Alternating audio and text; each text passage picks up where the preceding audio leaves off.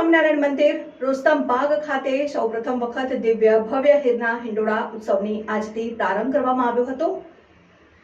1.60 લાખ હિરના દોરા તેમજ કાપડ અને 20 કિલો ખીલ્લી આ હિંડોળામાં વાપરવામાં આવી છે, જેમાં આકર્ષણનું કેન્દ્ર 50 હિંડોળામાં પ્રભુજીના ઝૂલતા દર્શન અને હિમાલયના દર્શન કરવાનો અનોખો લાભ છે। શ્રી સ્વામિનારાયણ મંદિરના સ્વામીએ લોકોને હિંડોળા દર્શન કરવા પધારવા માટે અપીલ કરી છે। જોતા રહો ભારત ટાઈમ્સ ન્યૂઝ।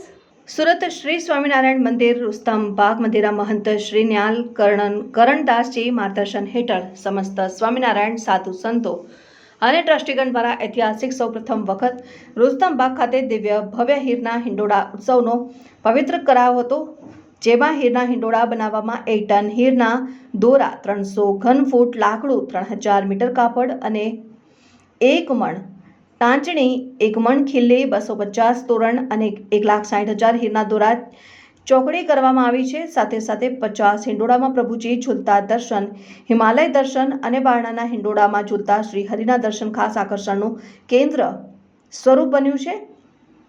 સુરતમાં પ્રથમ વખત આ પ્રકારના હિંડોળા બનાવવામાં આવ્યા છે અને સાધુ સંતો અને મહંતોની ઉપસ્થિતિ વચ્ચે મંદિરમાં હિંડોળા દર્શનનો પ્રારંભ કરાયો હતો, જેમાં લાખોની સંખ્યામાં દર્શનાર્થીઓ હિંડોળા દર્શન કરીને ધન્યતા પ્રાપ્ત કરશે। અને સ્વામિનારાયણ સંપ્રદાયના સાધુએ જણાવ્યું હતું કે આ પવિત્ર શ્રાવણ માસમાં અનોખા હિંડોળાના દર્શન કરવા લોકોને ખાસ અપીલ કરવામાં આવી છે। જોતા રહો ભારત ટાઈમ્સ ન્યૂઝ। ભવ્ય દિવ્ય હિંડોળા બનાવે કઈ રીતની તૈયારી હતી, કેટલા સમયમાં અને હરિભક્તો માટે આજથી વિધિવત ખુલ્લું મુકાયું? સુરત શહેરની અંદર જ્યાં સુધી મને ખ્યાલ છે ત્યાં સુધી સૌ પ્રથમવાર આવા હીરના દિવ્ય ભવ્ય હિંડોળાના દર્શન આજ રોજ તારીખ 27/7/2025ના શ્રાવણ સુદ ત્રીજને રવિવારના દિવસે ખુલ્લા મૂકવામાં આવ્યા છે, જેની અંદર લગભગ 200થી પણ વધારે પુરુષ સ્વયંસેવકો અને 150થી વધારે મહિલા સ્વયંસેવકોની લગભગ 17 દિવસની મહેનત, એમાં રાત્રિ દિવસ આમ તો 1.5 મહિનાથી પણ વધારે આ કામ કરતા લાગે। તમે જ્યારે આ દર્શન કરશો ત્યારે બહુ જૂના જમાનાનું એવું હીરના દોરાનું ગૂંથણીના વર્કનું આ કામ છે। એમાં એક સરખી ચોકડીઓ જે ભરવામાં આવી છે, લગભગ 1,60,000 જેટલી ચોકડીઓ ભરવામાં આવી છે અને એમાં એક ચોકડીની વગર સતારા નાખી એમાં ટાંકડીથી સતારા ખોસવામાં આવ્યા છે। એ લગભગ 1,60,000 સતારા અને 1,60,000 જેટલી ટાંકડીઓનો ઉપયોગ એમાં કરવામાં આવ્યો છે। આવા હિંડોળા તૈયાર કરવામાં રાત્રિ દિવસ ગણીને 17 દિવસ, આમ તો 1.5 મહિનાની મહેનત હરિભક્તોની છે।